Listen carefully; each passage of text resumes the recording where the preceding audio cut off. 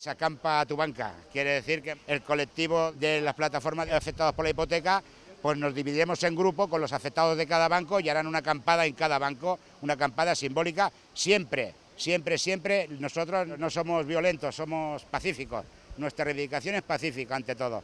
Si alguien ejerce la violencia, que sean ellos, que sea la policía. La gente está concienciada al 100% de que la ley hipotecaria tiene que cambiar de una vez por todas.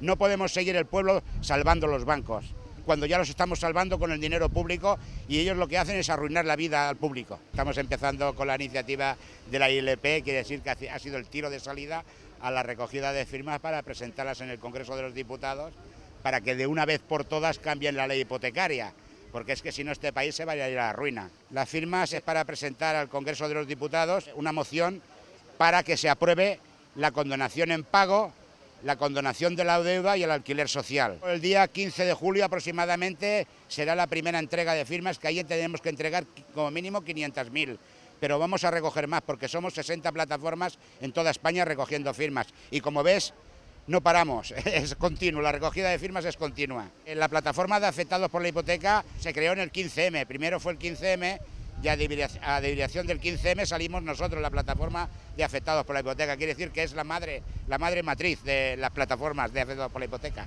Nuestra lucha consiste en la que es lo de las plataformas, es asesorar a la gente, procurarles la justicia gratuita, acompañarlos a presentar la dación en pago y paralizar los desahucios que podemos. Nosotros en principio no somos apolíticos, pero a título personal pienso que están haciendo todo al revés. El PP desde que entró en el gobierno lo está haciendo. Primero dijo que no recortaría la sanidad, ha recortado la sanidad. Segundo dijo que no subiría los impuestos, ha subido los impuestos. Tercero dijo que no ayudaría a los bancos, está ayudando a Bankia y así sucesivamente. Entonces lo que diga la delegada del gobierno no me lo creo, lo igual que lo dice el señor Guindos, es una cortina de humo. Todo son mentiras y falsedades.